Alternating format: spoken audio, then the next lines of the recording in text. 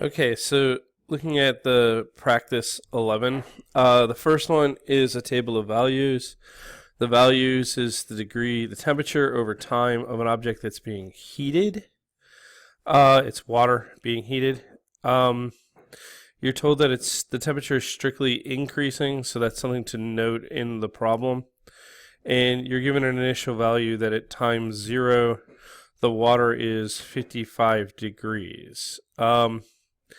So the first thing is estimate the change in temperature of the water at time 12. So that is W prime at 12. And you're going to use the average rate of change using 9 and 15 here.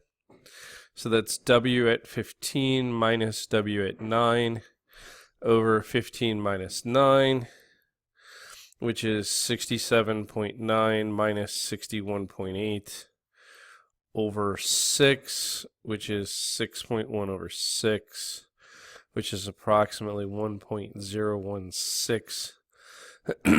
So this can be said that the temperature of the water is increasing by approximately 1.016, and this is in degrees Fahrenheit. Per, and the T is in minutes, so per minute at time T equals 12 minutes.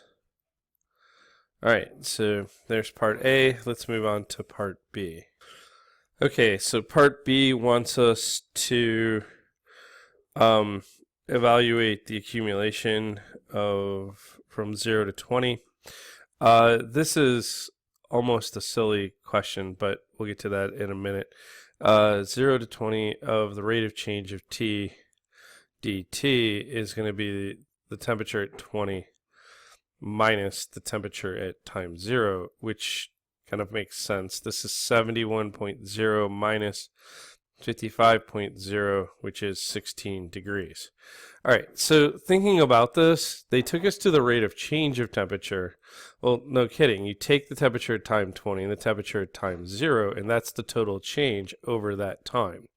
So that's kind of a really simple logical question if you think about it, because this really means that from time T equals 0 minutes to time T equals 20 minutes, the temperature of the water increased by 16 degrees Fahrenheit. All right, so that's part B. Let's move on to part C.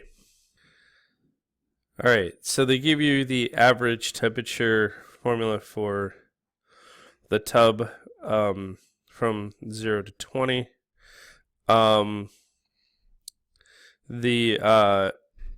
The first thing they want you to do is to do 4 subintervals for left Riemann sum. So 1/20th of integral from 0 to 20 of WT dt is approximately 1/20th times, and then the left hand value is 55 times 4 is the width. 57.1 times 5 is the width, plus 61.8, and this one has a width of 6, and then 67.9, and this one has a width of 5 again. If you throw that through the calculator, you're going to get 1/20th over 1,200, or times 1,215.8, which is approximately, or it's exactly, actually 60.79 degrees Fahrenheit. Now, this is an underestimate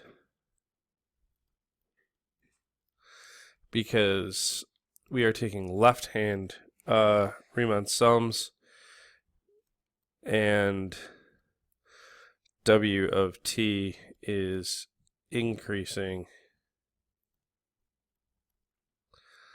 on the interval.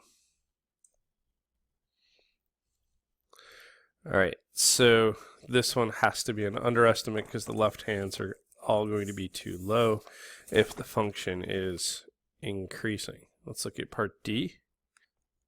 Part D of the problem is asking me, all right, so we're given a function for values above 20. We're given the derivative function, right? So we want to know what is the temperature at time 25. All right, so the first thing we know is that this integral from 20 to 25 of 0. Well, let's just call it the new w prime of t dt is going to equal w at 25 minus w at 20, right? So if you threw that integral value through the calculator, well, let's do this. Let's make it w of 25 will equal that integral. And we know that w at 20 happens to be 71. You can get that from the table.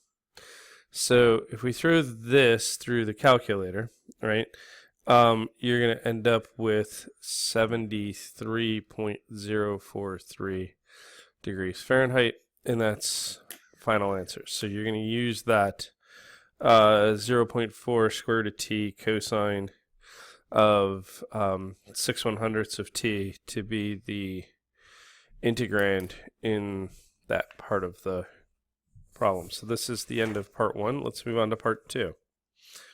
Okay, so in part 2 of the problem here, you have a graph, and you have to interpret, and you also have an integral function, right?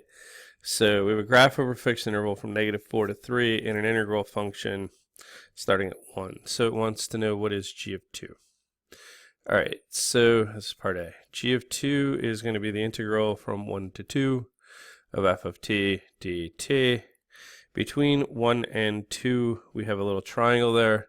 So that's 1/2. The width of the triangle is 1. It's a negative. The height of the triangle is 1/2 going down. Right, so that's going to make this -1/4. That one's not so bad. G of -2 requires you to flip the integral, right? So you have 1 to -2 f of t dt. These are in the backward order. So we make this negative, the integral from -2 to 1 of f of t dt. If I go from -2 to -1, that's a triangle with, so this is negative of this, with a height of, or width of 1 and height of 3. And then we're going to subtract from that half a circle. So that we're going to take away pi over 2 because that's a circle with radius 1, right? So this should become pi minus 3 over 2. Remember that negative sign out front there. It's going to switch the pi and the 3. All right, so that's part A. Part B is actually kind of ridiculously simple. It wants g prime of -3, which is the same as f of -3, which I just look at the graph, and the f of -3 is just going to be 2. You can kind of work that out from the graph. And then I need the second derivative at -3, which is going to be f prime of -3, which is the slope at -3, which is 1. So there you go. That's part B of the problem. Let's look at C and D. All right, part C of the problem says find the x-coordinate for everywhere that we have a horizontal tangent, and then determine whether or not these points are relative max, relative min, or neither. All right, so remember that g prime of x is f of x, and f of x then is equal to 0 when x is -1 and x is 1. So those are your 2 points with the horizontal tangents. So if we investigate x at -1, we know that this is relative max. And we know that because f of x is greater than 0, which means g of x is increasing on -2, 1, and so that's an on, and f of x, which is g prime of x, is, so g of x is decreasing on -1, 1. So if I'm increasing on one side of 1, sorry, on one side of, oops, that should be -2, -1. There we go. If I'm increasing on one side of -1 and decreasing on the other side of -1, then I should be relative maximum, right? So now let's look at x is 1. This is neither max nor min, because we're decreasing on -1 to 1, and we're also decreasing on 1 to 3. So this thing just decreases. It kind of has a little point of inflection there, but nothing more than that, right? All right, so let's look at part D. D's actually asking about points of inflection, right? So if you look at this, this is where does f prime of x change from increasing to decreasing or decreasing to increasing. So G has points of inflection at x equals -2, x is 0, and x is 1, right? So recall G double prime of x is f prime of x on the interval. So x equals -2, and this is because the derivative of f is greater than 0 on -4 to -2, and f prime of x is less than 0 on -2, 0. We have another one at x equals 0 because f prime of x is less than 0 on -2, 0, and f prime of x is greater than 0 on 0, 1. So the direction changes there, and x is 1 because f prime of x is greater than 0, as we just said, on 0, 1, and f prime of x is less than 0 on 1, 3. All right, so that's the end of problem 2. Let's move on to problem 3. This is an unusual set because they give you tables of values twice. This time the table of value, though, is the derivative, not just the function. We're told that it's twice differentiable. We're given values for f of 1 and f double prime of 1, so we get a bunch of initial data there. Let's look at part A. Part A is like create the linear approximation when x is 1.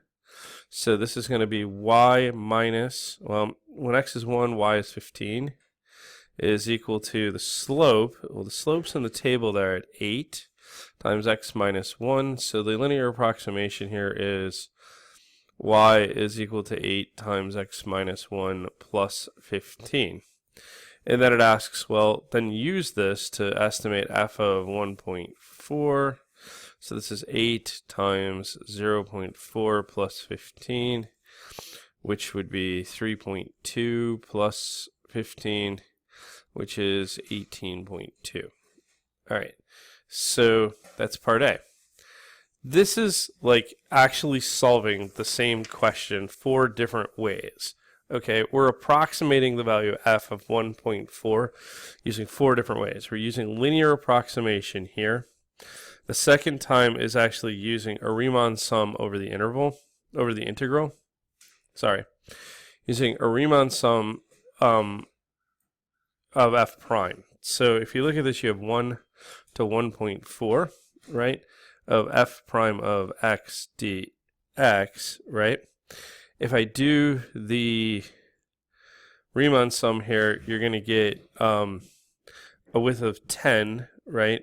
Sorry, a height of 10 with a width of 0.2 from 1 to 1.2, plus a height of 13 with a width of 0.2, right? So that's going to just be 2 plus 2.6, which is 4.6.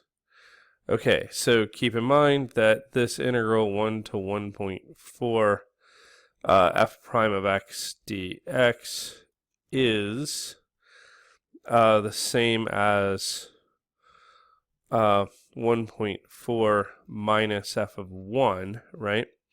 So we have an approximation here that this is 4.6 is approximately f of 1.4, and we know that f of 1 from the initial value is 15. So f of 1.4 has got to be 19.6. So second approximation for the same value. First one was 18.2 using linear approximation. The second one using fundamental theorem of calculus and the table of values is getting me 19.6 using a Riemann sum. All right, so let's look at C, which is going to do this using a differential equation and Euler's method.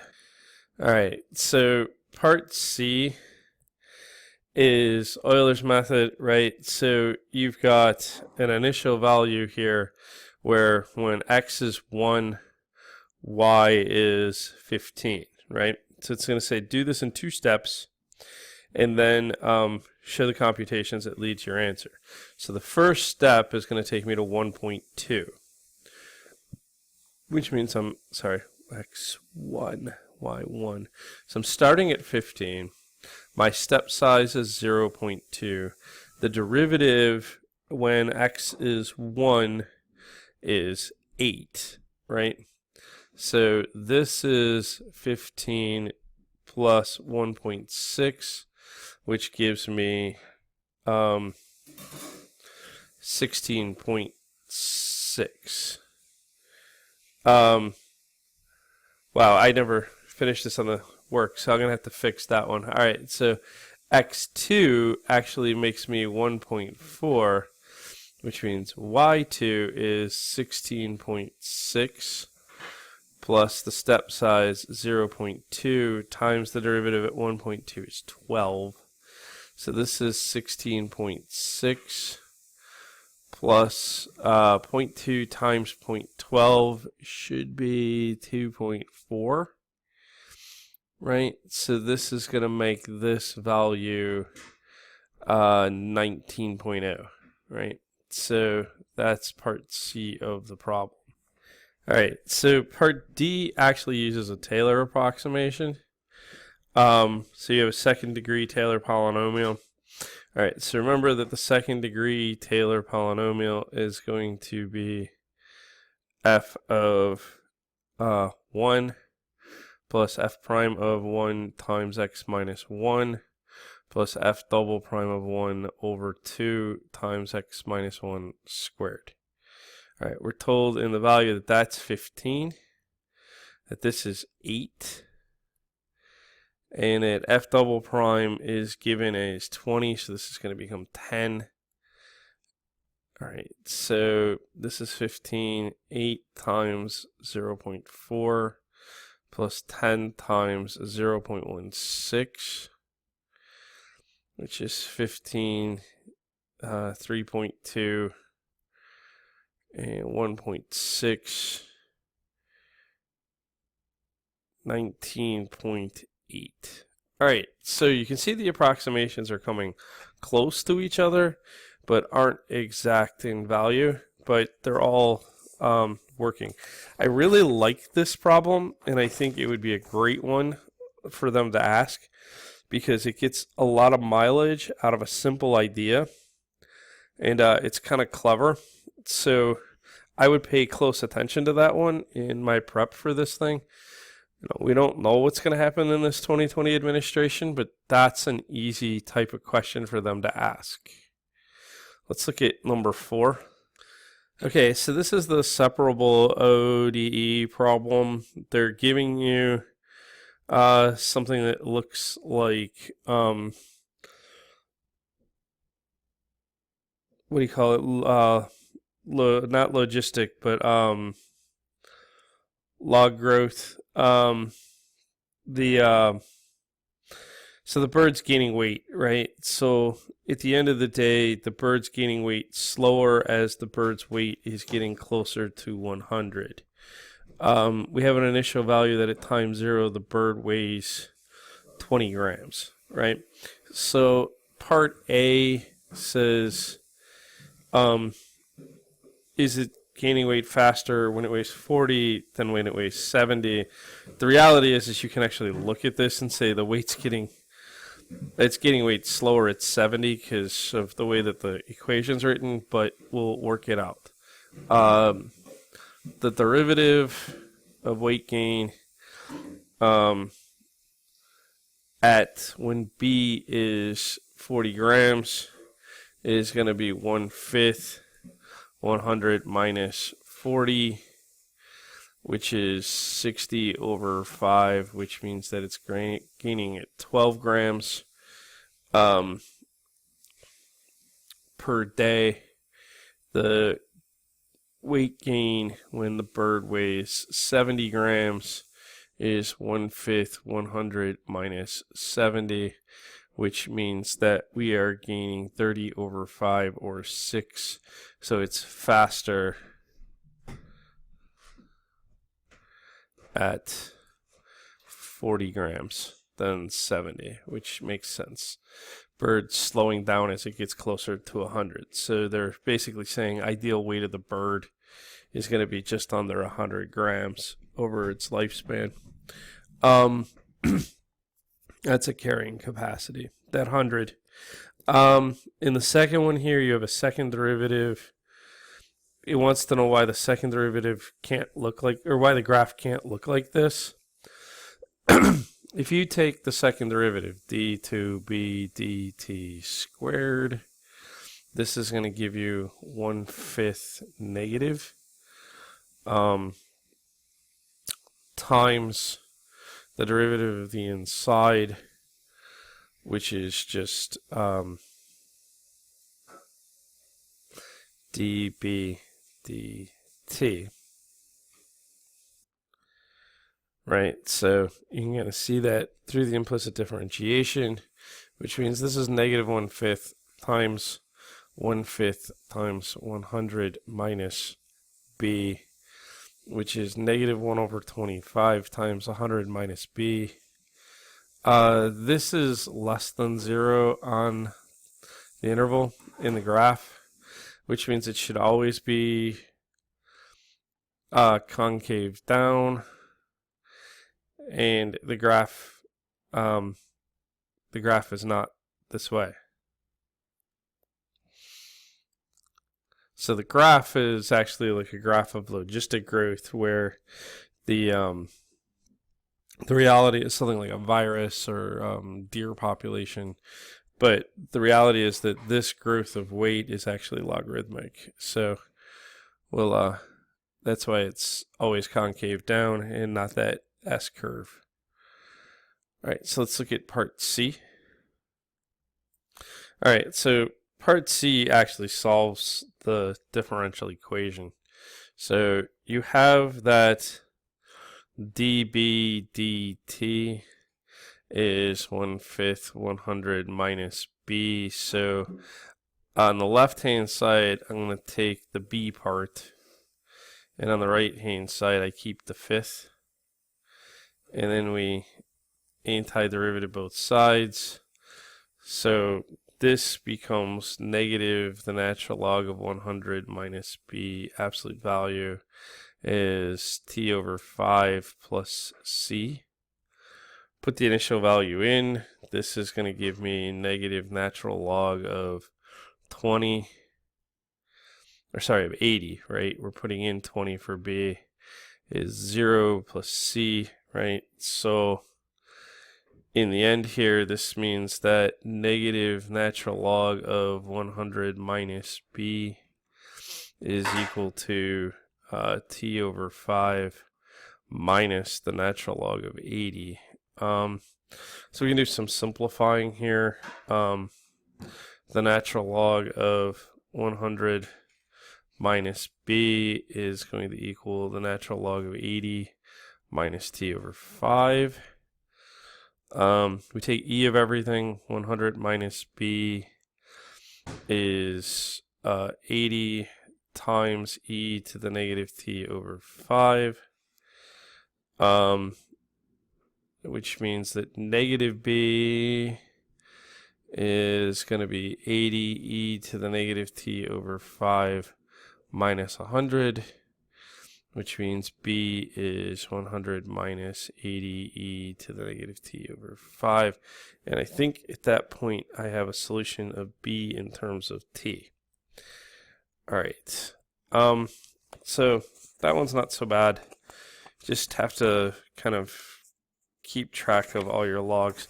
The reason why I can lose my absolute value here is that we're restricting domain here, right? The domain, this is the thing, the graph never gets over 100. So b is always between 20 and 100, and that means that this value is always going to be positive. So that's worth noting. All right, number 5 is a short one, so let's do that. All right, so it wants the derivative, the first 3 terms of the derivative in the general term. So work out for g, the first 3 terms would be x over 3 minus x to the third over 5 plus x to the 5th over 7, and the general term for g is negative 1 to the n, x to the 2n plus 1 over 2n plus 3 plus yada yada. All right, so the derivative then becomes a third minus 3/5 x squared plus 5/7 x to the 4th. All right, so this is a constant. This comes down up front, so 2n plus 1 goes over 2n plus 3, and I'm now left with x to the 2n, and that lines up because this is like an odd over an odd, 5 over 7, 3 over 5, 1 over 3. We're alternating, and then we're getting even powers 0, 2, 4. So there you go. That's number 5, and that's the entire set. Hopefully this is helpful. Again, if you have questions, do the drop-in, send me an email. We'll go from there. I think there was one little glitch in the, or two in the write-up. I'll fix that and rescan and post it with this. All right, good luck.